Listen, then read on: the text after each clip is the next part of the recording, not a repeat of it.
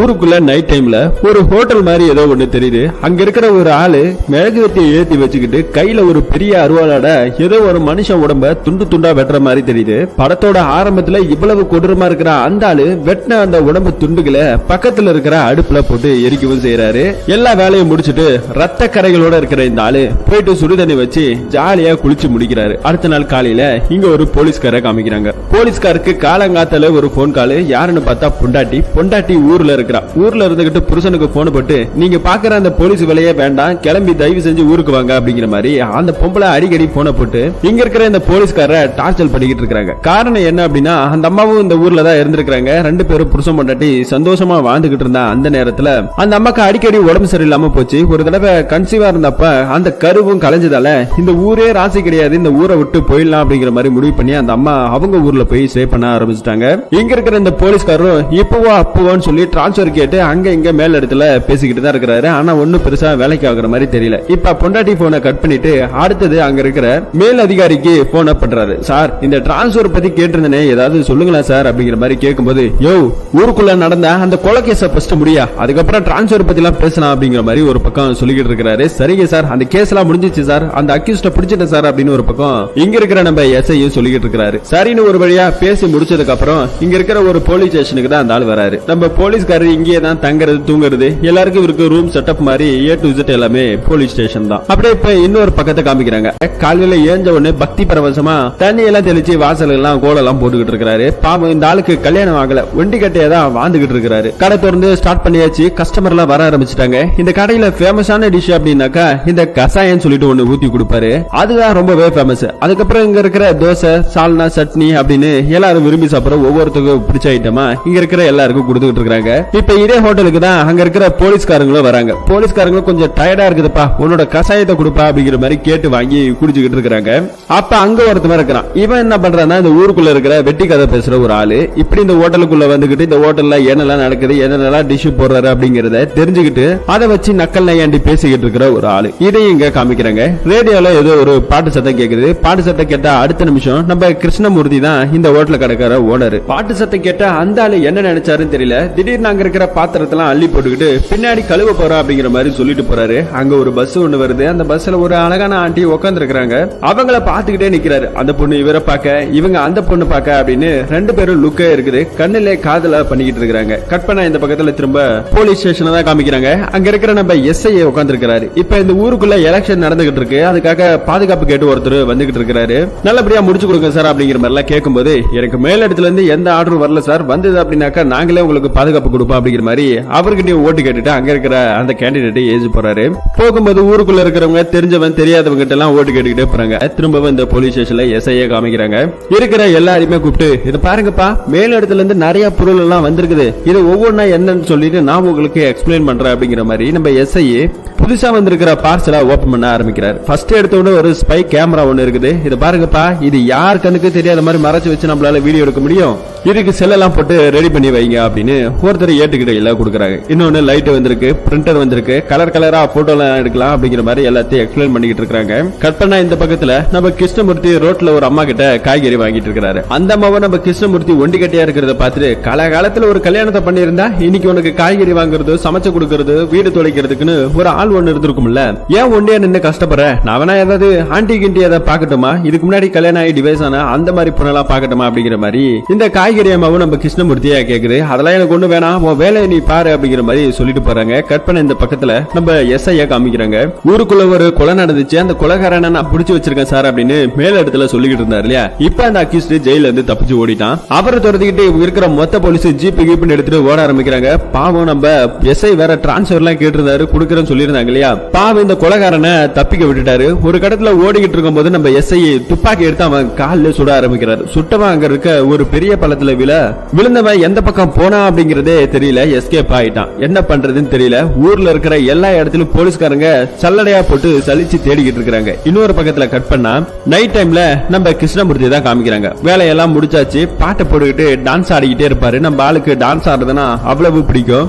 பின்னாடி ஏதோ பாத்திரம் உருட்டுற சத்தம் ஒண்ணு கேக்குது. இதை கேட்ட உடனே நம்ம கிருஷ்ணமூர்த்தி பின்னாடி போறாரு. யாருன்னு பார்த்தா போலீஸ் ஸ்டேஷன்ல இருந்து தப்பிச்சு வந்த அந்த அக்யூஸ்ட் விஜய்ங்கிறவன் உட்கார்ந்து இருக்கிறான். அவனை பார்த்த உடனே நம்ம ஆளு பயந்து போறாரு. டே டே டே யாரா நீ இங்க வந்து என்னடா பண்ற அப்படின்னு பதட்டத்தோட கேட்க, கால்ல வேற அடிபட்டு இருக்குது. அதையும் பார்த்த உடனே போலீஸ்ல இருந்து தப்பிச்சாலே நீதானடா அப்படின்னு ஒரு பக்கம் நம்ம கிருஷ்ணமூர்த்தி கேட்க, ஆமா நான் தான் அப்படின்னு சொல்லிட்டு, நான் எந்த தப்பு பண்ணல, நான் நிரபராதி, என்ன தப்பு பண்ணிட்டேன் அப்படின்னு சொல்லி அரெஸ்ட் பண்ணிட்டாங்க போலீஸ்காரங்க, நீங்க மட்டும் என்ன காப்பாத்தாம கத்துனீங்க அப்படின்னாக்கா என் கழுத்து அறுத்துக்கிட்டு நான் இங்கே செத்துருவேன் அப்படின்னு ஒரு பக்கம் விஜயும் பிளாக்மெயில் பண்றான். என்ன பண்றேன்னு தெரியாத கிருஷ்ணமூர்த்தி, யோ யோ எதுவும் பண்ணிக்காத, நான் ஒண்ணு பண்ண மாட்டேன் இரு அப்படிங்கிற மாதிரி சொல்லும் போதே கதவு தட்டுற சத்தம். சரி நான் அவனை பின்னாடியே வச்சுட்டு சத்தம் போடாத அப்படின்னு சொல்லிட்டு கதவை வந்து திறக்கிறாங்க. யாருன்னு பார்த்தா போலீஸ்காரங்க வந்திருக்காங்க. அந்த அக்யூஸ்ட தேடி துரத்திட்டு போனாங்க இல்லையா, மொத்த போலீஸ்காரங்களும் டயர்ட் ஆயிட்டாங்க. சரின்னு நம்ம கிருஷ்ணமூர்த்தி கடையில கசாயம் குடிச்சா எல்லாம் ஒரு தெம்பு வரும் அப்படிங்கிற மாதிரி அந்த கசாயத்தை குடிச்சுக்கிட்டு இருக்காங்க. அப்ப அங்க இருக்கிற போலீஸ்காரங்க எல்லாரும் அவன் அக்யூஸ்ட் கால்ல நம்ம சுட்டுட்டோம், ஒருவேளை அவன் செத்துருப்பானோ அப்படி இப்படின்னு ஒரு பக்கம் பேசிக்கிட்டு இருக்காங்க. எல்லாருமே கசாயம் குடிச்சுக்கிட்டு இருக்க நம்ம எஸ்ஐக்கு மட்டும் நிம்மதியே இல்லாம போச்சு. பொண்டாட்டிக்கிட்டையும் நிம்மதி கிடையாது, டிபார்ட்மெண்ட்லயும் நிம்மதி கிடையாது. புடிச்ச ஒரு அக்யூஸ்டையும் விட்டுட்டு இப்ப பாவம் கஷ்டப்படுறாரு. எஸ்ஐயும் நம்ம கிருஷ்ணமூர்த்தியை பார்த்து, இது பாருப்பா இந்த ஆள் இந்த பக்கம் ஏதாவது வந்தா அப்படின்னாக்கா கண்டிப்பா நீ என்கிட்ட சொல்லணும் அப்படிங்கிற மாதிரி போட்டோவெல்லாம் காமிக்கிறாங்க. சரிங்க சார் கண்டிப்பா நான் சொல்றேன் அப்படின்னு சொல்றாங்க. இருந்தாலும் நம்ம கிருஷ்ணமூர்த்திக்கு பயம், நம்ம ஹோட்டல்ல தான் அவன் மறைஞ்சிருக்கான்னு தெரிஞ்சா நம்ம தான் அவனை காப்பாற்றணும் அப்படிங்கிற மாதிரி நம்மளையும் சேர்த்து அரெஸ்ட் பண்ணிடுவாங்கன்னு கையை கல்லாம் நடுங்குது. குடிச்ச டீக்கு காசை கொடுக்குறாங்க. காசு கொடுத்துட்டு மீதி கொடுக்கும்போது கூட எக்ஸ்ட்ரா கொடுத்துறாரு. அங்க இருக்கிற கான்ஸ்டபிள், யோ நீ நல்லவன் தெரியா, ஆனா இந்த அளவுக்கு நல்லவனா இருக்காத, கணக்குல கரெக்டா அப்படின்னு சொல்லி மீதி காசை கொடுத்துட்டு போறாங்க. சரி நீ இவரும் வாங்கி வச்சுக்கிறாரு. வாங்கி வச்சதுக்கு அப்புறம் போலீஸ் எல்லாம் போனதுக்கு அப்புறம் ஹோட்டலே மூடிட்டு என்ன ஆச்சு அப்படிங்கிற மாதிரி அவங்கிட்ட கேட்க ஆரம்பிக்கிறாங்க. அப்பதான் அவன் ஒரு உண்மை கதையை சொல்ல ஆரம்பிக்கிறான். ஒரு பிளாஷ்பேக் ஒண்ணு போகுது. சோ நம்ம விஜய் என்ன பண்றா அப்படின்னா, விஜய்க்கு ஒரு ஃப்ரெண்டு ஒருத்தவர் இருக்கிறான். அவனும் இவனும் அனாதை பசங்க தான், ஒன்னவே வளர்ந்திருப்பானுங்க. ஆனா நம்ம விஜய் கொஞ்சம் படிப்பாளியா அப்படி இப்படின்னு கஷ்டப்பட்டு படிச்சு இன்னைக்கு போலீஸ் ட்ரைனிங் வரைக்கும் போயிட்டாரு. போலீஸ் வேலை கிடைக்க போற அந்த நேரம் கை கிட்ட இருக்குது. அந்த நேரத்துல நம்ம விஜயோட ஃப்ரெண்டு ஒருத்தவன் இருக்கிறான். அவன் என்ன பண்றான்னா, ட்ரைனிங்ல இருக்கும்போது முடிஞ்ச உடனே நீ சீக்கிரமா நேரா வீட்டுக்கு வா அப்படிங்கிற மாதிரி உங்ககிட்ட ஒரு விஷயம் பேசணும் அப்படிங்கிற மாதிரி கூப்பிட்டு இருக்கிறான். நம்ம விஜயும் போயிருக்கிறாரு. என்னடா விஷயம் அப்படின்னு சொல்லி கேட்டா, அப்புறம் சொல்றேன் அப்படின்னு இப்படியே நாளை கடத்திக்கிட்டு இருக்கான். ஒரு கட்டத்துல பிடிச்சி, உனக்கு என்னதான்டா பிரச்சனை, ஏதோ அர்ஜென்ட்டா பேசணும்னு சொன்னேன், ஒழுங்கா சொல்லிடுறா இல்லன்னா உன்னை விட மாட்டா அப்படின்னு துண்டப்பட்டு பிடிக்க கேட்கும் போதுதான், இங்க பாரு உனக்கு வந்துட்டு ஒரு பொண்ணு பாத்துருக்கேன், அந்த பொண்ணு ரொம்ப நல்ல பொண்ணு, மூக்கு முழியமா இருக்கிறா, கல்யாணம் பண்ணிக்கோ அப்படின்னு ஒரு பக்கம் சொல்ல ஆரம்பிக்கிறாரு. டேய் நானே ஒரு அனாதை, இன்னும் வேலை கூட கிடைக்கல, போலீஸ் வேலை கிடைக்கட்டும் அதுக்கப்புறம் பார்க்கலாம், உனக்கு ஃபர்ஸ்ட் கல்யாணம் பண்ணணும்டா அப்படின்னு சொல்லி கேட்டா, இத பாருடா நான் படிக்கல விஜய், நீ நல்லா படிச்சிருக்கிற, போலீஸ் உத்தியோகம் வேற உனக்கு கிடைக்க போகுது, ஒன்ன காமிச்சு பொண்ணு கேட்டு உங்க ரெண்டு பேருக்கு கல்யாணம் பண்ணி வச்சு புள்ள குட்டி பெத்துட்டீங்க அப்படின்னா எனக்கு ஒண்ணு சொந்தம் சொல்லிக்க நீங்க இருக்கிறீங்க, உங்களை காமிச்சு நான் கல்யாணம் பண்ணிக்குவேன் அப்படிங்கிற மாதிரி சொன்னவனே நம்ம விஜய்க்கு என்ன பண்றது தெரியல. சரி ஃப்ரெண்ட் ஆசைப்பட்டுட்டான், ஒன்னாவே வளர்ந்தவனுங்க வேற சரின்னு ஒத்துக்கிறாங்க. இப்ப பொண்ணு பார்க்க போறாங்க. பொண்ணு ஒரே ஒரு பொண்ணு தான் வீட்டுக்கு. அப்பா சொந்தமா மளிகை கடை வச்சிருக்காரு. கல்யாணம் ஆனதுக்கு அப்புறம் அதையும் உங்க பேர்ல எழுதி கொடுத்துறேன், என் பொண்ணுக்கு கல்யாணம் நடந்துச்சு அப்படின்னா நானே என் பொண்ணாட்டி எங்கனாவது காசி ராமேஸ்வரம் அப்படின்னு சுத்த ஆரம்பிச்சிரும் அப்படின்னு ஒரு பக்கம் பேச ஆரம்பிக்கிறாங்க. பொண்ணை வர சொல்றாங்க. பொண்ணு பார்க்க அழகா இருக்குது. நம்ம விஜய்க்கு பார்த்தவனே பிடிச்சு போகுது. ரெண்டு பேரும் தனியா பேச ஆரம்பிக்கிறாங்க, பழக ஆரம்பிக்கிறாங்க, ஊரெல்லாம் சுத்துறாங்க. இதுல நம்ம ஆளுங்களுக்கு ரெண்டு பேத்துக்குமே பிடிச்சு போச்சு. கல்யாணமும் நல்லபடியா நடக்க ஆரம்பிக்குது. கல்யாணம் முடிஞ்ச கையோட ஹனிமூனுக்கு போறதுக்காக டிக்கெட் எல்லாம் கடன் வாங்கி நம்ம விஜயோட ஃப்ரெண்டு அனுப்பிச்சு விடுறான். என்னடா இதெல்லாம் அப்படின்னு சொல்லி கேட்டா, பரவாயில்ல மச்சான், கல்யாணம் ஆகி இப்ப போகாம எப்ப போக போற அப்படின்னு சொல்லி தன்னோட சொந்த பணத்தை செலவு பண்ணி அனுப்பிச்சு வைக்கிறான். எந்த அளவுக்கு ரொம்ப நல்ல ஃப்ரெண்டுன்னு பாருங்க. நம்ம விஜயும் ஃப்ரெண்டு போட்ட காசெல்லாம் வீணாக கூடாதுன்னு ஹோட்டல் ரூம் அங்க இங்க ஜாலியா இருக்கிறாங்க. இப்படி இவங்களோட வாழ்க்கை சந்தோஷமா போயிட்டு இருக்குது. ஒரு 4-5 நாள் தான் ஆயிடுச்சு கல்யாணம் ஆகி. அதுக்கப்புறம் நம்ம விஜய்க்கு ஒரு லெட்டர் ஒன்று வருது. என்னடான்னு பார்த்தா ட்ரைனிங்கு கூப்பிட்டு இருக்காங்க. ஜெய்ப்பூர்ல தான் ட்ரைனிங்கும் போட்டுருக்காங்க. சோ அங்க வரைக்கும் போகணும் அப்படிங்கறது தெரிஞ்சுக்கிட்ட நம்ம விஜயோட பொண்டாட்டி என்ன பண்றான்னா, நானும் தான் உங்க கூட வருவேன் அப்படின்னு ஒரு பக்கம் அடம் பிடிக்க ஆரம்பிச்சிட்டாங்க. நம்ம விஜயும் பொறுமையா எடுத்து சொல்றாரு, இதை பாருமா ட்ரைனிங் தான் போறேன், அங்க இருக்கிற கேம்ப்ல நானே எப்படி தங்க போறேங்கிறது எனக்குமே தெரியாது, தயவு செஞ்சு நீ இங்கே இரு, இங்க எல்லாம் பிடிக்கல உனக்கு அப்படின்னா கூட உங்க அப்பா வீட்டுல போயிட்டு நீ இருமா, நான் முடிச்சுட்டு வந்து உனக்கு கூப்பிட்டுக்கிறேன் அப்படிங்கிற மாதிரி நல்ல விதமா தான் எடுத்து சொல்லிட்டு போறாரு. இதனால அந்த பொண்ணுக்கு இங்க இருக்கிறதுக்கு விருப்பம் இல்ல. தான் புருஷனை நினைச்சு ரொம்பவே ஃபீல் பண்ண ஆரம்பிக்கிறாங்க. அப்பப்ப இவங்க ரெண்டு பேரும் ஒன்னா இருந்ததை நினைச்சு பார்த்து ஃபீல் பண்ண ஆரம்பிக்கிறாங்க. ஒரு பக்கத்துல நம்ம விஜய் ட்ரைனிங்ல ரொம்பவே கஷ்டப்பட்டு இருக்காரு. வாரத்துல ஒரு நாள் லீவு கிடைச்சா அங்க இருந்து கிளம்பி இங்க ஊருக்கு வந்துருவாரு விஜய். பொண்டாட்டி கூட சந்தோஷமா இருந்துட்டு அடுத்த நாள் காலையில போயிடுவாங்க. இதை எல்லாத்தையும் பாத்துக்கிட்டு இருக்கிற இந்த புது பொண்ணுக்கு ரொம்பவே மனசு கஷ்டமாகுது. கொஞ்ச நாளுக்கு அப்புறம் அப்படியே ஓடிக்கிட்டு இருக்குது. விஜய் கேம்ப்ல இருக்கும்போது ஒரு லெட்டர் ஒன்னு அவன் ஃப்ரெண்டு எழுதிருக்கான். அந்த லெட்டர்ல என்ன இருக்கு அப்படின்னா, உன் பொண்டாட்டி ஒண்ணு நடத்தலாம் கொஞ்சம் சரியில்லை, கேரக்டர் எல்லாம் கொஞ்சம் மாறிடுச்சு, நீ உடனடியா கிளம்பி வா, நீ இங்க வந்தாதான் ஒரு முடிவு கிடைக்கும், உன் பொண்டாட்டி வேணுமா வேலை வேணுமா அப்படிங்கிற மாதிரி எல்லாம் எழுதி வச்சிருப்பாரு. இதை பார்த்த உடனே நம்ம விஜய்க்கு கொஞ்சம் மனசு கஷ்டமாகுது. என்ன நடந்துச்சுங்க அப்படிங்கிற ஒரு பிளாஷ்பேக் ஒண்ணு போறாங்க. சோ நம்ம விஜயோட வைஃப் என்ன பண்றாங்கன்னா அவங்க அப்பா கடையில தானே இருந்தாங்க. மளிகை கடையில இருக்கும்போது அதே பக்கத்து கிரவுண்ட்ல இருக்கிற ஒரு பையன் அடிக்கடி வந்து பேச ஆரம்பிக்கிறான். கடையில இருக்கும்போது இடிக்கிறது அப்படின்னு கடை பேனர்ல இருக்கிற நம்பர் எடுத்து வாட்ஸ்அப் பண்ணி மெசேஜ் பண்றது அப்படி இப்படின்னு. இந்த பொண்ணு எங்கன்னா வெளியே போயிட்டு வர வரும்போது கரெக்டா நின்று வெயிட் பண்ணி பைக்ல கூட்டிட்டு வருது அப்படின்னு கொஞ்சம் கொஞ்சமா ரிலேஷன்ஷிப்ல போகுது. அந்த பையனோட போட்டோவை பார்த்து பிடிச்சு போனதால அவன் கூட பேசவும் ஆரம்பிக்கிறாங்க வாட்ஸ்அப்ல. இது நாளடைவில் அந்த பொண்ணு விழுந்து அவனை காதலிக்கவும் ஆரம்பிச்சிருச்சு. கள்ள காதலாவும் மாறவும் ஆரம்பிச்சிச்சு. இவங்க ரெண்டு பேரும் அப்பப்ப வெளியே ஊர் சுத்துறத நம்ம விஜயோட ஃப்ரெண்டு பாத்துருப்பாரு. பார்த்தது நேரா விஜய் கிட்ட கூட போய் சொல்லாம அந்த ஃப்ரெண்டோட ஃப்ரெண்டு கிட்ட போயிட்டு இந்த மாதிரி உங்க ஃப்ரெண்டு பண்றதெல்லாம் தப்பு, விஜய்க்கு தெரிஞ்சுன்னா அவன் மனசு ரொம்பவே கஷ்டப்படும் அப்படிங்கிற மாதிரி எடுத்து சொல்லிருப்பாங்க. ஆனா அதையும் போய் அந்த ஃப்ரெண்டுக்காரி விஜயோட பொண்டாட்டி கிட்ட நீ பண்றதெல்லாம் தப்புமா, உனக்கு கல்யாணம் ஆயிடுச்சுமா அப்படிங்கிற மாதிரி எல்லாம் எடுத்து சொல்லிருப்பாங்க. கல்யாணம் ஆனவன் அவன் என்ன பண்ணிருக்கணும், என் கூடவே இருந்திருக்கணும், இப்படி கல்யாணம் ஆன புதுசுல என்ன விட்டுட்டு போக கூடாது அப்படின்னு அந்த பொண்ணு தான் பண்ற தப்ப நியாயப்படுத்தி பேச ஆரம்பிச்சிருச்சு. இப்ப நம்ம விஜய காமிக்கிறாங்க. லெட்டர் படிச்சு அடுத்த நிமிஷம் கிளம்பி ஊருக்கு வராரு. பொண்டாட்டி கிட்ட ஃப்ரெண்டு கிட்ட யாருக்கிட்டயுமே சொல்லல. சர்ப்ரைஸா வந்துட்டீங்களா அப்படிங்கிற மாதிரி பொண்டாட்டிக்காரி கேட்க, சரி நீங்க வந்துட்டீங்களே எனக்கு அதுவே சந்தோஷம், இருங்க நீ சாப்பிடறதுக்கு ஏதாவது எடுத்துட்டு வரேன், பாயாசம் செய்யவா அப்படிங்கிற மாதிரி எல்லாம் சொல்லிட்டு அந்த பொண்ணு அந்த பக்கம் நவரும் போது யார் அவன் அப்படிங்கிற மாதிரி ஒரே ஒரு கேள்வியை கேட்க ஆரம்பிக்கிறாங்க. உடனே நம்ம விஜயோட பொண்டாட்டி அழுக ஆரம்பிச்சுனா, என்ன மன்னிச்சிருங்க, நீங்க பாட்டு என்ன விட்டுட்டு போயிட்டீங்க, தப்பு என் மேல இல்ல உன் மேலதான் அப்படிங்கிற மாதிரி ஒரு பக்கம் அந்த பொண்ணு நியாயப்படுத்தி அழுக ஆரம்பிக்கிறா. நான் சுத்தம் கிடையாது, நான் உங்களுக்கு துரோகம் பண்ணிட்டேன், என்ன மன்னிச்சிருங்க, இனிமே நான் எந்த தப்பு பண்ண மாட்டேன் அப்படிங்கிற மாதிரி அழுக ஆரம்பிக்கிறாரு. நம்ம விஜய்க்கு என்ன பண்றதுன்னு தெரியல. உன்னை நம்பின பாத்தியா, எனக்கு இதுவும் வேணும் என்னமோ வேணும் அப்படிங்கிற மாதிரி சொல்லிட்டு பாவம் அவன் அங்கிருந்து அழுதுகிட்டே வெளியே போக ஆரம்பிக்கிறான். தான் ஃப்ரெண்ட போயிட்டு பாக்குறான். நடந்த கதை எல்லாத்தையும் சொல்ல ஆரம்பிக்கிறான். ரொம்பவே அழுகவும் ஆரம்பிக்கிறான். நம்ம விஜய்க்கு குடிக்கிற பழக்கம் இல்ல. ஃப்ரெண்டுக்காரனும் சரக்கு ஊத்தி கொடுக்குறான், இது குடி எல்லாமே மறந்துடும் அப்படிங்கிற மாதிரி சொல்லிட்டு குடிக்க அடுத்த ரவுண்டுன்னு போய்கிட்டே இருக்கு. ரொம்ப ஓவராவும் ஆயிடுறாரு விஜய். சோ ஃப்ரெண்டுக்காரன் என்ன பண்றான் அப்படின்னா விஜய் கூட்டு வந்து வீட்டுல விட்டுட்டு பாத்து எதுவா இருந்தாலும் பொறுமையா பேசி ஹேண்டில் பண்ணிக்கலாம் அப்படிங்கிற மாதிரி சொல்லிட்டு தான் போறாரு. வீட்டுக்கு கதவு தரலான்னு வராரு. ஆனா ஏதோ ஒரு முணுகல் சத்தம் கேக்குது. விஜய்க்கு கோபம் இருக்க அதிகமாகுது. கதவு திறந்து பார்த்தா அந்த பொண்ணு வேற ஒருத்தர் கூட தொடர்புல இதெல்லாம் ரெண்டு பேரும் கட்டில உட்கார்ந்து இருக்கிற மாதிரி தெரியுது. அந்த வெறியில போயிட்டு விஜய் அவனை அடிக்க போறாரு. சோ அவன் என்ன பண்றான்னா நம்ம விஜய் சரக்கு அடிச்சிருக்காரு இல்லையா, ஈஸியா தள்ளி விட்டுட்டு ஓடவா ஆரம்பிச்சிட்டான். அதே நேரத்தில் அவன் பொண்டாட்டி அந்த பக்கம் பட்ல படுத்திருக்கிறா. அவனையும் போயிட்டு பளிர்னு கண்ணத்துல ஒரே அடினா அடிச்சு அடுத்த நிமிஷம் நம்பாலு பொத்துன்னு கீழே விழுறான். அந்த அளவுக்கு சரக்கு ஓவர் ஆயிடுச்சு. அப்படியே தூங்கவா ஆரம்பிக்கிறாங்க. இப்ப அடுத்த நாள் காலையில போலீஸ்காரர் வந்து நம்ம விஜய் எழுப்புறாரு. ஏண்டா பண்ணதெல்லாம் பண்ணிட்டு நல்லா ஜாலியாவா தூங்கிட்டு இருக்கிற, எழுத்துற மேல ஸ்டேஷனுக்கு போகணும் அப்படிங்கிற மாதிரி தரன்னு இழுத்துட்டு வர்றாரு. என்னடான்னு பார்த்தா அவன் பொண்டாட்டி நேத்து நைட்டு அடிச்சாரு இல்லையா, அடிச்ச அடியில பாவம் அந்த பொண்ணு ஸ்பாட்ல இறந்து போயிடுச்சு. நான் எதுவும் பண்ணல சார், நேத்து நைட்டு நான் சரக்கு அடிச்சு சார், எனக்கு ஒண்ணுமே ஞாபகத்துக்கு இல்ல அப்படிங்கிற மாதிரி தலையை பிடிச்சிக்கிட்டு பாவம் ஆளு அழுதுகிட்டே வராரு. சோ அதுக்கப்புறம் ஜெயிலுக்குள்ள போட்டாங்க. அதுக்கு தான் தப்பிச்சு நம்ம ஆளு வந்திருப்பாரு. சோ இந்த கதையில நம்ம கிருஷ்ணமூர்த்தி கிட்ட சொல்ல, நான் எந்த தப்புமே பண்ணலண்ணா, என்ன ஆச்சுன்னே தெரியலண்ணா, நான் அடிச்சது வேணா உண்மைதான், ஆனா அவளை நான் கொலை பண்ணல அப்படிங்கிற மாதிரி ஒரு பக்கம் நம்ம விஜய் நம்ம கிருஷ்ணமூர்த்தி கிட்ட சொல்லிட்டு இருக்கிறாரு. சோ நம்ம ஆளு இதெல்லாம் கேட்டோன்னு ரொம்ப ஃபீல் பண்ண ஆரம்பிக்கிறாரு. சரி சரி நீ ஒண்ணு ஃபீல் பண்ணாத, இங்கே இரு பாத்துக்கலாம் அப்படிங்கிற மாதிரி நம்ம கிருஷ்ணமூர்த்தி சொல்லவா ஆரம்பிக்கிறாரு. சொன்னதுக்கு அப்புறம் நான் வேணா போன் தரட்டுமா, உன் ஃப்ரெண்டுக்கு வேணா போன் பண்ணி வர சொல்றியா அப்படிங்கிற மாதிரி நம்ம கிருஷ்ணமூர்த்தி சொல்ல, இல்லண்ணா நான் ஜெயில இருந்து தப்பிச்சோன்னா அடுத்த நிமிஷம் என் ஃப்ரெண்டை தேடி தான் போவாங்க, எனக்கு அவனை தவிர அந்த ஊர்ல வேற யாரையும் தெரியாது அப்படிங்கிற மாதிரி எல்லாம் சொல்லிக்கிட்டு இருக்காரு. இப்ப இவர் சொன்ன மாதிரியே அடுத்த நிமிஷம் போலீஸ்காரங்க விஜயோட ஃப்ரெண்டை தேடி தான் போறாங்க. உன் ஃப்ரெண்டு ஸ்டேஷன்ல இருந்து தப்பிச்சு போயிட்டான், ஒழுங்கா சொல்லி எங்கடா ஒளிச்சு வச்சிருக்கீங்க அப்படின்னு சொல்லி போகுது. தப்பிச்சு போன விஷயமே எனக்கு தெரியாது, துப்பாக்கியை சுட்டான் அப்படிங்கிற மாதிரி சொல்றீங்க, சுட்டவன் எப்படி ஓடி போவான், நீங்களே ஏதோ பண்ணிட்டு டிராமா பண்றீங்களா, நான் கோர்ட்ல போயிட்டு கேஸ் போறேன் அப்படிங்கிற மாதிரி ஒரு பக்கம் விஜயோட ஃப்ரெண்டு கத்த ஆரம்பிக்கிறாரு. போற வர வண்டி எல்லா இடத்துலயுமே செக் பண்றாங்க. இது வரைக்கும் நம்ம விஜய கண்டுபிடிக்க முடியல போலீஸ்காரங்களால. அடுத்த நிமிஷம் மேல் அதிகாரி போன் பண்றாரு. எங்கேயா அந்த அக்யூஸ்ட் நாளைக்கு கோர்ட்டுக்கு சரண் பண்றியா அப்படிங்கிற மாதிரி கேட்க, சார் அவன் தப்பிச்சிட்டான் சார் அப்படின்னு ஒரு பக்கம் சொல்லும் போது அந்த ஆளு பிடிச்சி கத்துன்னு கத்துறாரு. உனக்கு டிரான்ஸ்பர் இல்லையா, உன் வேலை விட்டு தூக்குறையா அப்படிங்கிற மாதிரி ஒரு பக்கம் கத்திட்டு போன வைக்க என்ன பண்றதுனே தெரியாம பாவம் இந்த ஆளு வேற முழிச்சுக்கிட்டு இருக்காரு. அதே நேரத்துல பொண்டாட்டிக்கிட்டு இருந்து வேற போன் மேல போன் வந்துகிட்டே இருக்கு. கட் பண்ணி விட்டுக்கிட்டு இருக்காரு. இந்த பக்கத்துல இங்க ஒரு வக்கீல பாக்குறதுக்காக நம்ம விஜயோட ஃப்ரெண்டு வந்திருக்கான். ஃப்ரெண்டுக்காரன் இந்த மாதிரி தப்பிச்சு போயிட்டதாவும் போலீஸ்காரங்க அவனை சுட்ட மாதிரியும் போலீஸ்காரங்களே அவனை ஏதோ பண்ணிட்டு இந்த மாதிரி டிராமா பண்றாங்க மாதிரியும் எல்லா கதையுமே சொல்ல ஆரம்பிக்கிறாரு. உடனே அங்க இருக்கிற ஒரு வக்கீல் அங்க இருக்கிற போலீஸ் ஸ்டேஷன்ல இருக்க இதை ஏட்டாமாக்கு போன் பண்றாங்க.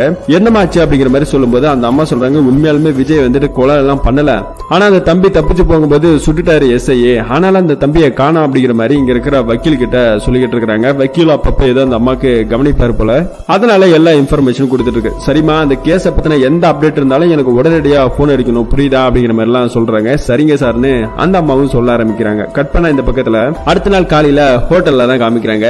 எல்லா கஸ்டமரும் வந்துகிட்டு இருக்காங்க. அப்ப ரேடியோல பாட்டு ஓடுது. திரும்ப நம்ம ஆளு தட்டெல்லாம் தூக்கிட்டு பின்னாடி போறாரு. பஸ் வருது. பஸ்ல ஒரு அழகான ஆட்டி, அந்த ஆட்டியை பார்த்துக்கிட்டே இருக்காரு. அந்த ஆட்டி இவரை பார்க்க, இவங்க அவங்கள பார்க்க, இது ஒரு காதல் கவிதையா ஓடிக்கிட்டே இருக்குது. பார்த்து முடிச்சுட்டு நம்ம கிருஷ்ணமூர்த்தி ஹோட்டலுக்குள்ள வர்றாரு. வந்து பார்த்தா போலீஸ்காரங்களா உட்கார்ந்து இருக்காங்க.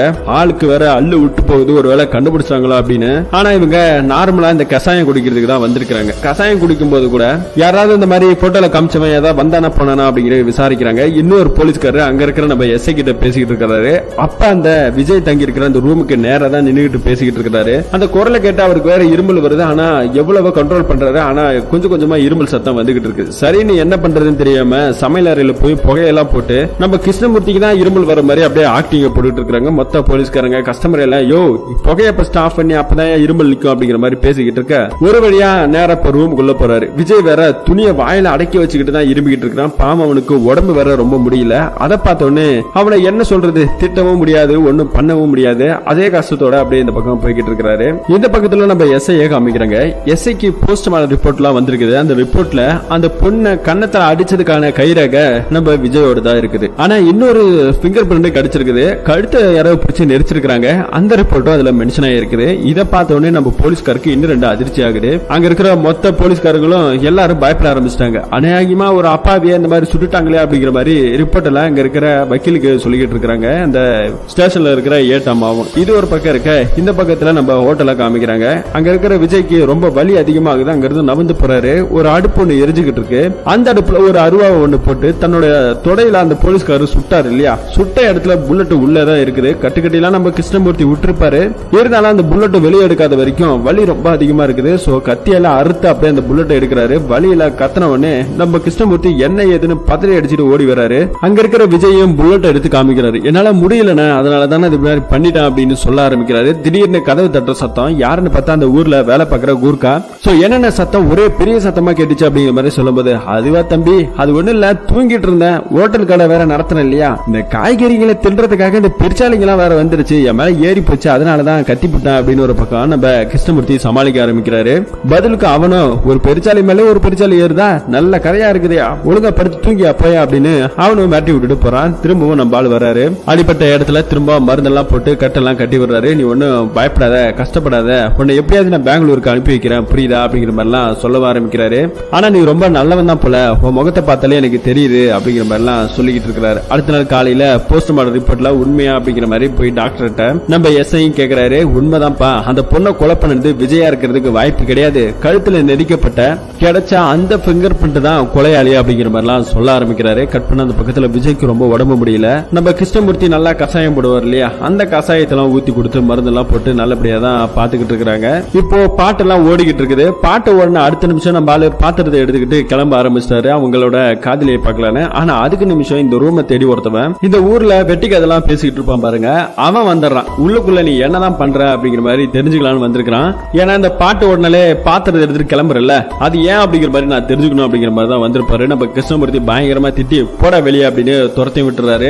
அவனை துரத்தி விட்டு இந்த பக்கம் வரதுக்குள்ள பஸ் அந்த பக்கம் மூவ் ஆயிடுச்சு. சோ இந்த வாட்டி காதலியே பார்க்கல, ரொம்ப ஃபீல் பண்ண ஆரம்பிச்சிட்டாரு. அதே ஃபீலிங்கோட காய்கறி வாங்கலான்னு வராரு. அந்த காய்கறி அம்மாவை நம்ம கிருஷ்ணமூர்த்தியை பார்த்து, யோ இது பாரியா, உனக்கு பொண்ணு பாக்கறதுனா சொல்லு, உடனே நான் பார்த்து செட்டப் பண்ணி விடுறேன், எனக்கு கமிஷன் எல்லாம் ஒண்ணு நீ தர வேணாம், அதை எல்லாமே அந்த பொண்ணு கிட்ட நான் வாங்கிக்கிறேன், உனா பாக்கட்டுமா அப்படிங்கிற மாதிரி எல்லாம் சொல்லிக்கிட்டு இருக்காங்க. உனக்கு வேற வேலை இல்லையா, எப்ப பார்த்தாலும் என் வாயை புடுங்கறதா உனக்கு வேலையா அப்படிங்கிற மாதிரி திட்டிட்டும் போக ஆரம்பிக்கிறாங்க. அடுத்து நம்ம விஜய்க்கு வேற ரொம்ப உடம்பு முடியல. அதுக்காக மருந்து வாங்கறதுக்காக கடைக்கெல்லாம் போறாரு கிருஷ்ணமூர்த்தி. வாங்கினதுக்கு அப்புறம் பெங்களூருக்கு எத்தனை மணிக்கு பஸ் இருக்கு, காலையில நடுநாயத்துல போற மாதிரி அப்படிங்கிற மாதிரி எல்லாம் கேக்குறாங்க. காலைல ஒரு 5:05 பஸ் இருக்கு அப்படிங்கிற மாதிரி எல்லாம் சொல்ல ஆரம்பிக்கிறாங்க. இந்த இன்ஃபர்மேஷன் எல்லாம் தேடிட்டு கேட்டுட்டு நேரா திரும்ப வீட்டுக்கு வராரு. காலைல சீக்கிரமா எழுந்திருக்கணும், அலாரம் வச்சுக்கிறேன் அப்படிங்கிற மாதிரி விஜய் கிட்ட சொல்லி தூங்கலாம் நம்ம முடிவு பண்றாரு. இந்த நேரம் பார்த்து போலீஸ்காரர் ரவுண்ட்ஸுக்கு வராரு. அந்த பக்கமா போகும்போது அந்த ஹோட்டல் கடைக்கு பக்கத்துல ஒரு சிசிடிவி கேமரா ஒன்னு இருக்குது. சோ அந்த கேமராவை அக்சஸ் பண்ண சொல்லி அங்க இருக்கிற அதிகாரிகள்ட்ட எல்லாம் சொல்ல ஆரம்பிக்கிறாங்க. கட் பண்ணா இந்த பக்கத்துல நம்ம விஜயோட ஃப்ரெண்டு வேற அவனை பிரிஞ்சு இருந்து ரொம்பவே கஷ்டப்படுறான். அவன் உயிரோட இருக்கானா இல்லையா, பத்தாவதுக்கு வேற இவர் தானே கல்யாணத்தையும் பண்ணி வச்சாரு, அவன் தலையில அவனோட வாழ்க்கையை நாம இப்படியே மாத்திட்டோமேனு ஒரு பக்கம் ரொம்ப கஷ்டப்பட ஆரம்பிக்கிறாரு. போலீஸ்காரங்க அந்த சிசிடிவி ஃபுட்டேஜ் எல்லாம் எடுத்துட்டாங்க. இப்ப அதை செக் பண்ணிக்கிட்டு இருக்காங்க. செக் பண்ணும்போது அங்க இருக்கிற போலீஸ்காருக்கு ஒரு எவிடன்ஸ் ஒண்ணு கிடைக்குது. இது ஒரு பக்கம் இருக்க. இப்ப அடுத்த நாள் காலையில ஒரு 5 மணி ஆக ஆரம்பிக்குது. சரின்னு விஜய் எப்படியா பஸ் ஏத்தி விட்டுறலாம் அப்படிங்கிற மாதிரி சொல்லிட்டு நம்ம கிருஷ்ணமூர்த்தி ஏந்திருக்கிறாரு. விஜய் போயிட்டு, விஜய் எழுந்திருப்பா, டைம் ஆயிடுச்சு, பஸ் வர டைம் ஆயிடுச்சு அப்படிங்கிற மாதிரி எழுப்புறாரு. சரின்னு போயிட்டு பையெல்லாம் எடுக்கிறாரு. ஆனா விஜய் இன்ன வரைக்கும் எழுந்திருக்கவே இல்லை. யோ விஜய் உங்ககிட்ட தான் சொல்ற, எழுந்திரியா அப்படின்னு சொன்னா அவன் ஆளு எந்திரிக்கவே இல்ல. மூக்க தொட்டு பார்த்தா காத்து வரல, செத்து போயிட்டான். என்ன பண்றதுன்னு தெரியாம நம்ம கிருஷ்ணமூர்த்திக்கு ஒரே வேர்த்த உருவெடுத்து போகுது. அட கடவுளே, இவன் தான் அக்யூஸ்ட்னு சொல்லி போலீஸ் கிட்ட சொல்லியிருந்தா கூட இன்னைக்கு நம்ம நிம்மதியா இருந்திருக்கலாம். இவனை காப்பாத்து போய் இன்னைக்கு நாம சிக்கல மாட்டிக்கிட்டோமே. இப்ப போலீஸ்கார்ட்ட சொன்னா இவனை நான் தான் கொலை பண்ணிட்டேன்னு கூட சொல்லுவானுங்க. என்ன பண்றது அப்படின்னு வேற ஒரு பக்கம் நம்ம கிருஷ்ணமூர்த்தி பயந்துகிட்டே இருக்கிறாரு. சரி, வேற வழி இல்லாம அவனை ஒரு மூட்டைகளை தூக்கி போடுறாரு. தூக்கி அந்த மூட்டையை கட்டி தரன்னு இழுக்க முடியாம இழுத்து அந்த குப்பை கொட்டுற வண்டியில போட்டு கட்டி எடுத்துக்கிட்டு போறாரு. ஆப்போசிட்ல போலீஸ்காரங்க ரவுண்ட்ஸ்ல வந்துகிட்டு இருக்காங்க.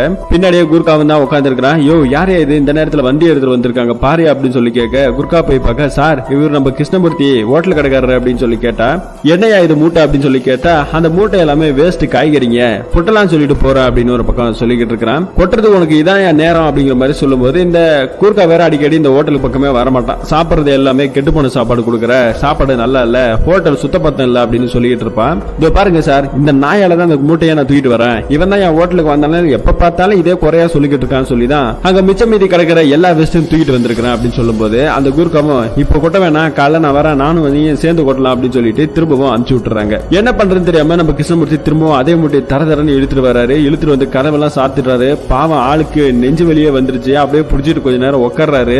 என்ன பண்றதுன்னு யோசிச்சுட்டு இருக்கும்போது தான் பக்கத்துல ஒரு கத்தி ஒண்ணு கிடக்குது. அந்த பெரிய அருவாளை எடுத்து அந்த இறந்து போன விஜயோட உடம்ப துண்டு துண்டா வெட்டுறாரு. வெட்டின அடுத்த நிமிஷம் அங்க ஹோட்டலுக்கு சமைக்கிற அடுப்புல போட்டு எரிக்க ஆரம்பிக்கிறாரு. நாத்தமும் வாசனையும் வரக்கூடாது அப்படிங்கிற ஒரு காரணத்துக்காக சில இந்த சந்தன கட்டை வாசனை கட்டெல்லாம் இருக்குது இல்லையா, அதை எல்லாத்தையும் போட்டு எரிச்சிட்டு படத்துல காமிச்ச அந்த ஆரம்ப சீனை இங்கதான் காமிக்கிறாங்க. அப்படியே ஒரு குளியல போட்டுட்டு தலையெல்லாம் ஹீரோ கணக்கா சீவிக்கிட்டு அடுத்த நாள் காலையில எதுவுமே நடக்காத மாதிரி ஃப்ரெஷ்ஷா டான்ஸ் எல்லாம் ஆடிக்கிட்டு இருக்காரு. எந்த பிரச்சனையும் மாட்டல அப்படிங்கிற மாதிரி நினைச்சுக்கிட்டு இருக்காரு. இதெல்லாம் ஒரு பக்கம் போக ஊருக்குள்ள இந்த எலெக்ஷன் டைமுக்கான பந்தல் எல்லாம் கட்டிக்கிட்டு இருக்காங்க. அப்ப வந்துட்டு ஒருத்தவன் என் பொண்டாட்டி எங்கன்னு கேட்டுக்கிட்டு இருக்கான். அந்த பக்கம் போ அந்த பக்கம் போ அப்படின்னு சொல்லி ஒவ்வொருத்தங்களும் அந்த பாவம் பைத்தியத்தை அலைய விட்டுக்கிட்டு இருக்காங்க. இது ஒரு பக்கம் இருக்க. இப்ப திரும்ப ஹோட்டல்ல காமிக்கிறாங்க. நிறைய கஸ்டமர் எல்லாம் வராங்க. இன்னைக்கு நிறைய வெரைட்டி எல்லாம் போட்டிருக்கிறாரு நம்ம கிருஷ்ணமூர்த்தி. ஊர்ல அந்த நக்கல் நையாண்டி பண்றவன் என்னையா இது என்னைக்கு இல்லாம இவ்வளவு வெரைட்டி போட்டிருக்கு அப்படின்னு சொல்லும்போது இன்னைக்கு ஒரு நாள் ஆஃபர் அப்படிங்கிற மாதிரி சொல்றாரு. ஏன்னா நம்ம ஆளு எல்லா பிரச்சனையில இருந்து வெளியே வந்துட்டாரு இல்லையா, அதை நினைச்சு ஆஃபர் பண்றாரு. இப்ப பாட்டு வருது. திரும்பவும் போய் பின்னாடி நின்று பாக்குறாரு. பார்த்தா அந்த பஸ்ல இன்னைக்கு அந்த ஆண்டியை காணாம். சோ திரும்ப நம்ம ஆளுக்கு மனசு உடஞ்சு போகுது. அப்படியே அதே உடஞ்ச மனசோட இந்த பக்கம் வந்து நிக்கிறாரு. போலீஸ்காரங்க வேற இப்ப திடீர்னு வந்திருக்காங்க கசாயம் குடிக்கிறதுக்காக. அப்ப அந்த போலீஸ்காரங்க ரெண்டு பேரும் பேசிக்கிட்டு இருக்காங்க. பாவம் அந்த விஜய் ரொம்பவே நேர்மையான பையன், நல்ல பையன். போலீஸ் ட்ரைனிங் எல்லாம் வேற போயிட்டு இருந்தானா. பாவம் நம்ம எஸ்ஐ தான் அவனை சுட்டுப்பிட்டாரு, ரொம்ப நல்லவன், அந்த கொலையை அவனே பண்ணலையாம், வேற எவனோ பண்ணிருக்காங்க. பாவம் பாவன் இப்ப அவன் நிரபராதி ஆயிட்டான். இருந்தாலும் அவன் எங்க இருக்கிறான்னு தெரியல அப்படிங்கிற மாதிரி சொல்லும் போது நம்ம கிருஷ்ணமூர்த்தி இதெல்லாம் கேட்கிறாரு இல்லையா. இந்த பக்கம் ரூமுக்குள்ள வந்து அழுகவா ஆரம்பிக்கிறாங்க. பாவம் ஒரு அப்பாவி நம்ம இடத்துல வந்து செத்துட்டானே, செத்தது மட்டும் இல்லாம அவனை நம்ம துண்டு துண்டா நறுக்கிட்டோமே அப்படிங்கிற மாதிரிலாம் நினைச்சு அழுக ஆரம்பிக்கிறாரு. எல்லாத்தையும் பண்ணதுக்கு அப்புறம் இப்ப என்ன பண்ண முடியும், ஒன்னும் பண்ண முடியாது இல்லையா. திரும்பவும் ஃபீல் பண்ண ஆரம்பிக்கிறார். திரும்ப அந்த ஹோட்டல் கடைக்கு அந்த குர்கா வரான். திரும்பவும் சாப்பாடு நல்லா இல்ல, நாத்தடிக்குது அப்படிங்கிற மாதிரி சொல்லவா ஆரம்பிக்கிறான். என் கடையில நீ சாப்பிட்டா மட்டும்தான் நாத்தடிக்குது, நீ தாண்டா ஒரு நாத்தம், ஃபர்ஸ்ட் வெளில போடா அப்படின்னு துரத்தி வர்றாங்க. இவங்க ரெண்டு பேருக்குள்ள அப்படியே ஒரு சண்டை நடக்குது. அங்க போலீஸ் ஸ்டேஷன்ல இருக்கிற அந்த ஏட்டமா அந்த வழியா போகும்போது நம்ம கிருஷ்ணமூர்த்தியிட வந்து என்னப்பா பிரச்சனை ஏதுப்பா பிரச்சனை எல்லாத்தையும் சால்வ் பண்ணி விட்டுக்கிட்டு இருக்க. தூரத்துல இருந்து நம்ம எஸ்ஐ இதெல்லாத்தையும் பாத்துக்கிட்டு தான் இருக்கிறாரு. பாத்துக்கிட்டு இருக்கிற அடுத்த நிமிஷம் எலெக்ஷன் வருது. ஓட்டு போறதுக்காக நம்ம கிருஷ்ணமூர்த்தி போறாரு. போகும்போதுதான் அங்க இருக்கிற ஒரு ஆளு எங்கேயும் அவன் தம்பி அப்படிங்கிற மாதிரி கேட்க ஆரம்பிக்கிறாங்க.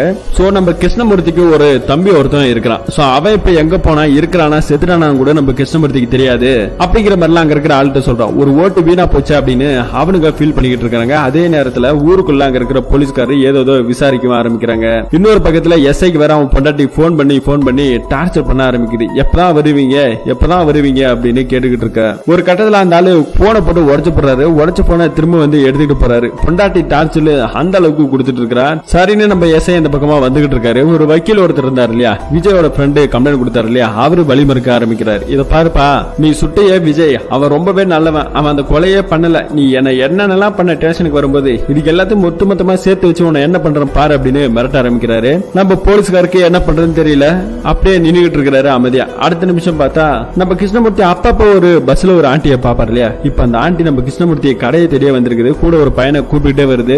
அதை பார்த்தோன்னு நம்ம பாலுக்கு என்ன பண்றதுன்னு தெரியல. கையும் ஓடல காலும் ஓடல. அந்த பொண்ணுக்கு சாப்பாடு எல்லாம் எடுத்து வைக்கிறாரு. ஆனா அந்த பையன் மட்டும் தான் சாப்பிடுறாங்க. அந்த பொண்ணு சாப்பிடவே இல்ல. தண்ணி மட்டும் கொடுங்க அப்படிங்கிற மாதிரி கேக்குறாங்க. தண்ணி ஊத்தும் போது வலியா ஊத்திக்கிட்டு இருக்கிறாரு நம்ம கிருஷ்ணமூர்த்தி. அந்த அளவுக்கு லவ் ஒண்ணு பெருசா போய்கிட்டு இருக்குது. ரெண்டு பேரும் பேசலான்னு வராங்க. ஆனா யாரோ குறுக்க வந்து எனக்கு இது வேணும் அது வேணும்னு சும்மா டிஸ்டர்ப் பண்ணிக்கிட்டே இருக்காங்க. ஒரு கட்டத்துல அந்த பொண்ணு அந்த பையனை கூப்பிட்டு போகுது. போகும்போது அந்த பையன் கையில ஒரு லெட்டர் கொடுக்க சொல்றாங்க. அது நம்ம கிருஷ்ணமூர்த்தி கைக்கு வருது. அந்த லெட்டர் படிக்கும் போது தான் தெரியுது, உன்னை நான் சின்ன வயசுல இருந்து காதலிச்சுக்கிட்டு இருக்கேன். ஏதோ ஒரு சந்தர்ப்ப சூழ்நிலை நீ நானும் பிரிஞ்சு போயிட்டோம். பிரிஞ்சு போனதுக்கு அப்புறமே என் புருஷன் இறந்து போயிட்டான். இப்ப அது கடைசி காலத்திலேயாவது உன்னை நான் கல்யாணம் பண்ணிக்கிட்டு நீ நானும் சந்தோஷமா வாழலாம் அப்படிங்கிற மாதிரி அந்த லெட்டர்ல இருக்கும். சோ இப்பதான் நமக்கு தெரியுது கிருஷ்ணமூர்த்தி ஏன் அந்த பொண்ணை பாக்குறாரு அப்படிங்கிற ஒரு காரணத்துக்காக. இப்ப அந்த லெட்டர் எல்லாம் நைட் ஆனாலும் படிச்சுக்கிட்டே இருக்கிறாரு. ஒரு கற்பனையில அந்த பொண்ணு கூட வாழ்ந்தா எப்படி இருக்கும்னு நினைச்சு சந்தோஷப்பட்டுக்கிட்டு இருக்கிறாரு. கற்பனை இந்த பக்கத்துல அந்த வக்கீல் ஒருத்தர் இருந்தார் இல்லையா, அவர் அந்த ஸ்டேஷன்ல வேலை பார்க்கிற ஏட்டம்மாவை கூப்பிட்டு, இது பாரு அந்த எஸ்ஐ ஒரு வீணா பண்ணுவேன், இன்னும் கொஞ்ச நாள் அவனை வேலை விட்டு துரத்திடலாம்,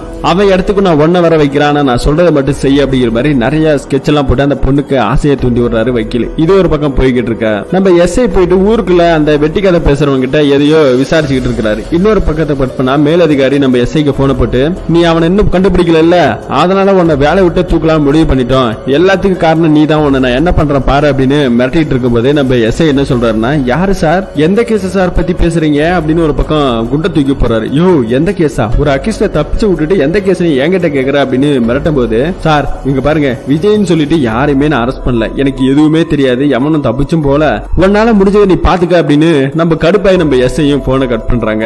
அடுத்த நிமிஷம் பார்த்தா நம்ம எஸ்ஐ ட்ரெஸ் எல்லாம் சேஞ்ச் பண்ண ஆரம்பிக்கிறாரு, ஷேவிங் எல்லாம் பண்றாரு, முடியெல்லாம் வெட்டுறாரு, என்னன்னு ஒண்ணு பெருசா தெரியல. அடுத்தது ஒரு வாய்ஸ் மெசேஜ் பொண்டாட்டிக்கு அனுப்புறாரு, இது பாருமா நாளைக்கு காலை நான் வீட்டுல இருப்பேன் அப்படிங்கிற மாதிரி சொல்றாங்க. அவங்க பொண்டாட்டிக்கும் ஒரே சந்தோஷமா போகுது. இந்த பக்கத்துல நம்ம கிருஷ்ணமூர்த்தியை காமிக்கிறாங்க. ஆளு அந்த லெட்டரை படிச்சுட்டு சந்தோஷமா இருக்க கதவு தட்டுற சத்தம் யாருன்னு பார்த்தா அங்க இருக்கிற ஒரு லேடி கான்ஸ்டபிள் ஒருத்தவங்க இருந்தாங்க இல்லையா, அந்த ஏட்டாமா தான் இங்க வந்திருக்காங்க. என்னமா அந்த நேரத்துல சொல்லி கேட்டா, ஒரு கசாயம் ஒண்ணு குடிக்கலாம்னு சொல்லி வந்தேன், உன் கடையில தான் கசாயம் நல்லா இருக்குமே அப்படின்னு சொல்லிட்டு கேட்டுக்கிட்டு இருக்க. சரி இரு போடுற அப்படின்னு போகும்போது திரும்பவும் கதவு தட்டுற சத்தம் யாருன்னு பார்த்தா நம்ம எஸ்ஐ வந்திருக்கிறாரு. என்னமா நீங்க என்ன பண்ற அப்படிங்கிற மாதிரி கேட்கும்போது, ஒண்ணு இல்லைங்க சும்மா கசாயம் குடிக்கலாம்னு வந்தேன் சார் அப்படின்னு அந்த எஸ்ஐ பார்த்தா அந்த லேடி கான்ஸ்டபிள் சொல்ல ஆரம்பிக்கிறாங்க. சரி நீ ஸ்டேஷனுக்கு போ, நான் பின்னாடியே வரேன் அப்படின்னு சொல்லிட்டு அந்த அம்மாவை அனுப்பிச்சு விட்டுட்டு நம்ம கிருஷ்ணமூர்த்தி கிட்ட இப்ப பேசலான்னு வராரு. பேசிக்கிட்டு இருக்கும்போது நம்ம விஜய் ஒருத்தன் வந்தா இல்லையா, அவன் படுத்திருந்த இடம் அங்கெல்லாம் படுத்து பார்த்துட்டு, இடம் ரொம்ப சௌரியமா தான் இருக்குது, நல்லா தான் இருக்குது, ஆனா நீ ஏதோ ஒண்ணு பண்ணிட்டு இல்ல. ஆமா கிருஷ்ணமூர்த்தி, உனக்கு ஒரு தம்பி ஒருத்தன் தான் இல்லையா, அவனை ரொம்ப நேரமா காணாமே, அவன் எங்கதான் இருக்கிறான், என்னதான் ஆனா அப்படிங்கிற மாதிரி உனக்கு ஏதாவது தெரியுமான்னு சொல்லி கேட்க, அதெல்லாம் எனக்கு எதுவும் தெரியாது சார், அவன் இருக்கிறானா செத்துட்டானா அப்படிங்கலாம் எனக்கு தெரியாது, அவன் என் அப்பனுக்கு பிறக்கல, என் அப்பனோட ரெண்டாவது பொண்டாட்டிக்கு தான் பிறந்தான் அப்படின்னு சொல்ல ஆரம்பிக்கிறாங்க. எல்லாம் ஒண்ணுதான் கிருஷ்ணமூர்த்தி, ஆனா உனக்கு ஒரு விஷயம் தெரியாது, அதை நான் காமிக்கவா அப்படின்னு சொல்லிட்டு ஒரு சிசிடிவி கேமரா ஒண்ணு காமிக்கிறாரு. அதுல ஒரு ஃபுட்டேஜ் இருக்கு. என்னன்னு பார்த்தா நைட் டைம்ல அவன் தம்பி இந்த ஹோட்டலுக்குள்ள நுழைஞ்ச மாதிரி தெரியுது. அப்பதான் என்ன நடந்துச்சு சொல்றியா இல்லையா அப்படின்னு சொல்லி கேட்கும்போது கிருஷ்ணமூர்த்தி ஒரு பிளாஷ்பேக் ஒண்ணு ஆரம்பிக்கிறாரு. ஒரு நாள் நைட்டு கதவு தட்டுற சத்தம், அன் டைம்ல வந்துட்டு நம்ம கிருஷ்ணமூர்த்தியோட தம்பி வந்திருக்கான். அவன் வந்து அண்ணங்கிட்ட எனக்கு ஒரு 20,000 ரூபாய் பணம் கொடுன்னு சொல்லி மிரட்டி கேட்கறான். இந்த சொத்து பத்து ஹோட்டல் கேட்டல் எல்லாத்தையும் நீயே வச்சுக்கோ, எனக்கு ஒரு 20,000 ரூபாய் பணத்தை கொடு அப்படின்னு கேட்டுக்கிட்டு இருக்காரு. இப்பதான் ஒரு பிளாஷ்பேக் ஒண்ணு போகுது. நம்ம எஸ்ஐ வந்து அந்த ஊர்ல நக்கல் பேசிக்கிட்டு இருப்பான் பாருங்க, அவன்கிட்ட விசாரிச்சாங்க இல்லையா, நம்ம கிருஷ்ணமூர்த்தி தம்பியோட சிசிடிவி ஃபுட்டேஜ் காமிச்சுதான் விசாரிச்சிருப்பாங்க. விசாரிச்சதுல அவன் தம்பிக்கார ஒரு பொம்பளை பிரிக்கி சார், எப்ப பார்த்தாலும் பொம்பளைக்கு பின்னாடியே சுத்துவான் அவன் அப்படிங்கிற மாதிரி எல்லாம் சொல்லியிருப்பாங்க. சோ அதை வச்சுதான் இங்க கிருஷ்ணமூர்த்தியை விசாரிக்கிறதுக்காக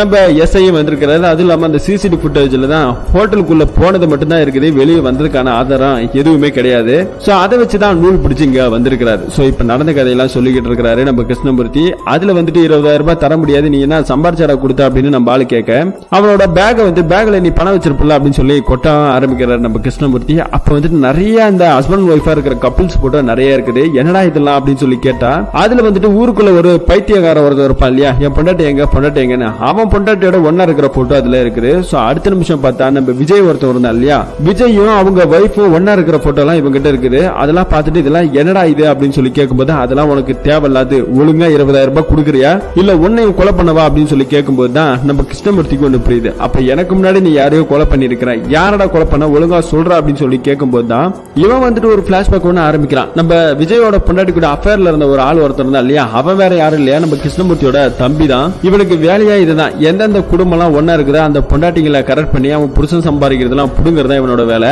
அப்படி நம்ம விஜயோட பொண்டாட்டியும் கரெக்ட் பண்ணிருப்பான். ஒரு நாள் பெட்ரூம்ல ஒன்னா நம்ம விஜய் பார்த்திருப்பாரு இல்லையா, அப்ப கூட அவன் பொண்டாட்டிகிட்ட பணத்தையும் நகையும் தான் கேட்டு மிரட்டி இருப்பான். தரமாட்டேன்றதால கழுத்து பிடிச்சு நெரிச்சிருப்பாரு. அந்த நேரம் பார்த்தா விஜய் வந்திருப்பாரு. ஆனா விஜய் சரக்குல இருந்ததால இவங்க ரெண்டு பேரும் தப்பு பண்றதுக்காக தான் வந்திருக்காங்க சொல்லி பொண்டாட்டியை அடிச்சுட்டு இவனே அடிக்க வருவாங்க. அவன் தள்ளி விட்டுட்டு ஓடி இருப்பான். சோ ஓடின அடுத்த நிமிஷமும் திரும்ப வந்து பேக் எடுக்கலாம் சொல்லி உள்ள வந்திருப்பான். அப்ப அந்த பொண்ணுக்கு உயிரோட இருக்குன்னு தெரிஞ்சுக்கிட்டு தான் அந்த பொண்ணை கழுத்தை நெரிச்சு கொலை பண்ணிருப்பான். விஜய் வேற மயக்கத்துல இருந்ததால அந்த கொலையை நான் தான் பண்ணிட்டு வந்துட்டேன் அப்படிங்கிற மாதிரிலாம் நம்ம அண்ணங்காரங்கிட்டே நம்ம தம்பிக்காரன் சொல்லிக்கிட்டு இருக்கான். இதை கேட்டவொடனே நம்ம ஆளுக்கு என்ன தானே தோணும். பாவம் அவனே ஒரு அப்பாவி, அவன் குடும்பத்தையும் வேணா கொலை பண்ணி அவனை போலீஸ்லயும் மாட்ட விட்டு அவனுக்கு தண்டனை கொடுத்து இன்னைக்கு அவனை வெட்டி கொலை பண்ணி எரிச்சதுமே நம்ம கிருஷ்ணமூர்த்தி தான். இது எல்லாத்துக்கும் காரணம் யாரு? தம்பிக்காரன் தான். இருந்தாலும் என்ன பண்றதுன்னு தெரியாம இருக்கும்போது நம்ம கிருஷ்ணமூர்த்தி கல்லாப்பட்டியில் இருக்கிற மொத்த பணத்தை அவன் எடுக்கலாம்னு முடிவு பண்றான். டேய் இதெல்லாம் நான் சம்பாரிச்சுற எட்டப்படா நாய அப்படின்னு சொல்லி அடிக்க வராரு. அடிச்ச அடுத்த நிமிஷம் பொத்துன்னு கீழே விழுறான். எந்திரிக்கவே இல்ல. என்னடான்னு போய் பார்த்தா அவனுமே செத்துப்பட்டான். செத்துப்பட்டு அடுத்த நிமிஷம் அவனை என்ன பண்றதுன்னு தெரியாம தான் துண்டு துண்டா நறுக்கி அங்க இருக்கிற ஒரு அடுப்புல போட்டு வாசனை கட்டையெல்லாம் போட்டு எரிச்சு விட்டுட்டாரு. படத்தோட ஆரம்பத்துல காமிச்ச காட்சி இங்க திரும்ப காமிக்கும் போது நமக்கே ஒரு குழப்பமா இருக்குது இல்லையா? இப்ப இந்த கதை எல்லாத்தையும் சொல்லும் போது நம்ம போலீஸ்காருக்கு ஒரே அப்படியே வேர்த்து கொட்ட ஆரம்பிக்குது. அப்ப அந்த கொலைகார விஜய் ஓய இடத்துல தான் தங்கி இருந்தானா அப்படின்னு கேட்க ஆரம்பிக்கிறாங்க. ஆமா அப்படின்னு சொல்ல ஆரம்பிக்கிறான். அவனை என்ன பண்ண, அவனை எங்க அனுப்பிச்சு விட்டுருக்க அப்படின்னு சொல்லி கேட்கும்போது திரும்பவும் அடுப்ப பாக்குறாரு. போலீஸ்காருக்கு மண்டையே வெடிச்சு போகுது. என்னையா சொல்ற அப்படின்னு சொல்லி கேட்கும் போதுதான் அவன் தப்பிச்சு இங்க வந்தான், ஆனா அவனே இறந்து போயிட்டான், அவனை அனுப்பிச்சு விடலான்னு பாக்குறான். அந்த நேரத்துல என்ன பண்றதுன்னு தெரியல, அதனாலதான் அவனையும் துண்டு துண்டா வெட்டி அடுப்புல போட்டு எரிச்சு விட்டான் அப்படிங்கிற மாதிரிலாம் சொல்ல ஆரம்பிக்கிறாரு. இப்ப இது எல்லாத்தையும் சொன்ன உடனே நம்ம ஆளுக்கு ஒண்ணுமே முடியல. சரிப்பா போய் ஒரு கசாயம் ஒண்ணு போட, எனக்கு தலையெல்லாம் வெடிக்குது அப்படின்னு சொல்லிட்டு கசாயம் போட்டு வந்து குடுக்கறாரு. குடிக்கிறாரு. குடிச்சு முடிச்சுட்டு உனக்கு கொஞ்சமாவது மனசாட்சி இருக்கதாயா? ஒரு அப்பாவி மாதிரி ஹோட்டல் கடையை நடத்திக்கிட்டு இப்படி ஒரு கசாப்பு கடையா நடத்திக்கிட்டு இருக்கிறல்ல நீ? சரி முடிஞ்சது, எழுந்து வா ஸ்டேஷனுக்கு போவோம் அப்படிங்கிற மாதிரி கூப்பிடுறாரு. என்ன ஸ்டேஷன் சார்? நான் எதுக்கு சார் வரணும்? என்ன எவிடன்ஸ் சார் வச்சிருக்கீங்க அப்படின்னு சொல்லி கேட்டா இங்க இருக்கிற போலீஸ்காரர் வந்து சிரிக்கவே ஆரம்பிக்கிறாரு. எவிடன்ஸா? ஏயா உங்ககிட்ட வந்து இவ்வளவு நூல் பிடிச்சு நான் வந்து விசாரிச்சவனுக்கு எவிடன்ஸ் ரெடி பண்றதுக்கு எவ்வளவு நேரம் ஆகும் அப்படின்னு சொல்லிட்டு அங்க இருக்கிற ஒரு டேப் ரிகார்டு ஒண்ணு இருக்கு இல்லையா, அந்த டேப் ரிகார்டு பக்கத்துல கூட்டிட்டு போறாரு. அது பக்கத்துல ஒரு ஸ்பை கேமரா ஒண்ணு வச்சிருக்காரு. ஆரம்பத்துல போலீஸ் ஸ்டேஷனுக்கு நிறைய எக்யூப்மெண்ட் எல்லாம் வந்திருக்கும் இல்லையா, அதுல ஒரு ஸ்பை கேமராவை நம்ம போலீஸ்காரர் உள்ள நுழைஞ்ச போய் வச்சிருப்பாரு. நீ பேசுனல்ல, நீ கொடுத்த வாக்குமூலம் எல்லாமே இதுல வீடியோ ஆடியோவோட ரெக்கார்ட் ஆயிடுச்சு, வேணா பிளே பண்ணி கேக்குறியா அப்படின்னு சொல்லி கொடுக்கறாரு. நம்ம கிருஷ்ணமூர்த்திக்கு ஒண்ணுமே புரியல. அப்படியே பேர் அதிர்ச்சியில நின்றுட்டு இருக்கிறாரு. எல்லாம் முடிஞ்சு போச்சுன்னு பார்த்தா இப்ப இப்படி ஒரு ட்விஸ்ட கொடுத்துறாரு போலீஸ்காரர். சரி என்ன பண்றதுன்னு தெரியாம பிளே பண்ணி பாரு, நீ சொன்னதெல்லாம் தெளிவா ரெக்கார்டா இருக்குன்னு சொல்லி பிளே பண்ணி பாக்குறாரு. ஆனா பிளேவே ஆகல. என்னன்னு பார்த்தாக்கா இப்ப கழட்டி பாக்குறாரு நம்ம போலீஸ்காரர். கழட்டி பார்த்தாலும் தெரியுது அதுக்கு செல் கட்ட போறதுக்கு மறந்து போட்டாங்க போலீஸ்காரங்க. அதுவும் அந்த காலத்து பட்டைய ஒரு செல்லு வரும் இல்லையா, அந்த செல்லு போடணும். அது இல்லாதால இன்னைக்கு எதுவுமே ரெக்கார்ட் ஆகல. இத பார்த்தோன்னு நம்ம கிருஷ்ணமூர்த்திக்கு செம்ம சிரிப்பு சிரிக்கிறாரு. யோ நீ நல்ல போலீஸ்காரன் தாயா, ஒரு செல்லு கட்ட கூட வாங்கி போடாம நீ எல்லாம் ரெக்கார்ட் பண்ணிட்டு இருக்கிற பத்தியா, நான் கூட உன்னை என்னமோ நினைச்சையா, நீ இந்த அளவுக்கு ஒரு சிரிப்பு போலீஸா இருக்கிற அப்படின்னு சொல்லிட்டு சிரிக்க ஆரம்பிக்கிறாரு. சிரிச்சு அந்த ஆளுக்கு நெஞ்சே வலிக்குது. நம்ம போலீஸ்காரு ஒழுங்கா சொல்ற கிருஷ்ணமூர்த்தி, ஒழுங்கா ஸ்டேஷனுக்கு வந்துரு, சிரிக்காத பஸ்ட் அப்படிங்கிற மாதிரி எல்லாம் சொல்றாரு. உன்னால எந்த எவிடன்ஸும் இல்ல, உன்னால எதுவுமே ப்ரூவ் பண்ண முடியாது, உன்னால ஆனதை நீ பாத்துக்கோ அப்படிங்கிற மாதிரி எல்லாம் சொல்ல ஆரம்பிக்கிறாரு. சொன்ன அடுத்த நிமிஷம் நம்ம போலீஸ்காரு வெறியில அப்புறம் ஒரே அடி அடிக்கிறாரு. அடிச்சுட்டு அந்த நிமிஷம் நான் இவ்வளவு தூரம் சொல்றேன், சிரிச்சுக்கிட்டு நக்கல் பண்ணிக்கிட்டு இருக்க, ஒழுங்கா வந்துரு அப்படிங்கிற மாதிரி கேட்டுட்டு இருக்காரு. கிருஷ்ணமூர்த்தி கீழே விழுந்தவர் எந்திரிக்கவே இல்லை. என்னையா நடிக்கிறையா, எழுந்திரியா, உன் நடிப்பெல்லாம் நான் பாத்துட்டேன், நீ ஒரு பெரிய மகன் நடிக்கிறதாயா அப்படின்னு எழுப்பலான்னு பாக்குறாரு. ஆனா அப்பதான் ஒரு விஷயம் நம்ம போலீஸ்காருக்கு புரியுது. கன்னத்துல அடிச்சார் இல்லையா, அப்ப நம்ம கிருஷ்ணமூர்த்தி அங்க இருக்கிற மாட்டி இருக்க காலன்ற ஒரு ஆணி அடிச்சிருக்கோம். அந்த ஆணியில தலையை அடிச்சு தலை ஓப்பன் ஆகி அதே இடத்துல இறந்து போயிட்டாரு. சோ இப்ப நம்ம கிருஷ்ணமூர்த்தி இறந்து போயிருக்கிறாரு. இப்ப என்ன பண்றதுன்னு தெரியல. இப்ப இந்த விஷயம் யாருக்கு தெரியும்? அந்த லேடி கான்ஸ்டபிள் ஒருத்தவங்க வந்தாங்க இல்லையா, அவங்களுக்கு கண்டிப்பா தெரியும். அடுத்த நாள் காலைல நம்ம கிருஷ்ணமூர்த்தி இறந்தது காரணம் யாருன்னு போலீஸ்காரன் அந்த அம்மா போய் சொன்னாலும் சொல்லிடும். இப்ப என்ன பண்றதுன்னு தெரியாம அங்கேயே ஒரு தம்மா பத்த வைக்கிறாரு. இப்ப வேற வழி இல்லாம நம்ம கிருஷ்ணமூர்த்தி பண்ண அதே வழிய ஃபாலோ பண்ண ஆரம்பிக்கிறாரு அங்க இருக்கிற எஸ்ஐஏ. சோ நம்ம கிருஷ்ணமூர்த்தியோட உடம்ப துண்டு துண்டா நறுக்கி அதே அடுப்புல போட்டு எரிக்க ஆரம்பிக்கிறாரு. கிளீனா பர்ஃபெக்டா தொடச்சு பழைய மாதிரிக்கு வந்துடுறாரு. இப்ப அந்த அடுப்பெல்லாம் எரிஞ்சுக்கிட்டு இருக்கு. ஒரு லெட்டர் ஒண்ணு அந்த இடத்துல வந்து விழுகுது. அந்த லெட்டரை நம்ம போலீஸ்காரு படிக்கிறாரு. படிச்சதுக்கு அப்புறம் தான் தெரியுது நம்ம கிருஷ்ணமூர்த்திக்கு ஒரு காதல் இருக்கிறதும். சரின்ட்டு கிளம்பலான்னு பார்த்தா நம்ம போலீஸ்காருக்கு ஒரே மயக்கமா வருது. என்னடான்னு பார்த்தா நம்ம கிருஷ்ணமூர்த்தி கசாயம் போட்டு கொடுத்துருப்பாரு இல்லையா, அப்பவே நம்ம போலீஸ்காரனோட கதையை முடிச்சு அவனை துண்டு துண்டா நறுக்கி எரிக்கலான்னு பிளான் பண்ணி தான் அந்த கசாயத்துல விஷத்தை கலந்து கொடுத்துருப்பாரு. சோ அதுக்குள்ள இப்படி நடந்து போச்சு. இப்ப போலீஸ்காரன் அதே இடத்துல புத்துன்னு விழுறாரு. மொத்த ஹோட்டல் கடையும் அப்படியே கொஞ்சம் கொஞ்சமா எரிய ஆரம்பிக்குது. இப்ப அடுத்த நாள் காலைல ஊர் மக்கள் எல்லாரும் வந்து பாக்குறாங்க நம்ம கிருஷ்ணமூர்த்தியை காணா, போலீஸ்காரர் மட்டும் இறந்து போய் கிடக்குறாரு. இந்த ஏரியாவை ரெஸ்ட்ரிக்டட் ஏரியாவா இருக்குது. அப்ப நம்ம கிருஷ்ணமூர்த்தியோட காதலி இருக்காங்க இல்லையா, அவங்க இப்ப உள்ள வராங்க. கிருஷ்ணமூர்த்தி தேடுறாங்க, ஆனா அவர் எங்கேயுமே இல்ல. அப்ப அவங்க லெட்டர் எழுதினாங்க இல்லையா, அந்த லெட்டர் மட்டும் எரிஞ்சு ஒரே ஒரு துண்டு மட்டும் இருக்கும். அந்த துண்டு பேப்பரை பார்க்கும்போது தான் இந்த அம்மா புரிஞ்சுக்கிறாங்க சோ கிருஷ்ணமூர்த்தி இறந்து போயிருக்கிறாரு அப்படிங்கிற விஷயத்தை தெரிஞ்சு ரொம்பவே வருத்தப்பட்டு அழுக ஆரம்பிக்கிறாங்க. ஆரம்ப காதல் தான் சேரல, கடைசி காதல் அது சேருமான்னு பார்த்தா அதுவும் இப்ப சேராம போச்சு. படமும் அப்படியே முடிக்கிறாங்க. இந்த படத்தோட கதை எப்படி இருந்துச்சு, இந்த படத்தை பத்தி நீங்க என்ன நினைக்கிறீங்கன்னு கமெண்ட் செக்ஷன்ல சொல்லுங்க. மீண்டும் ஒரு நல்ல படத்தோட கதையில திரும்பவும் சந்திப்போம். தேங்க்யூ.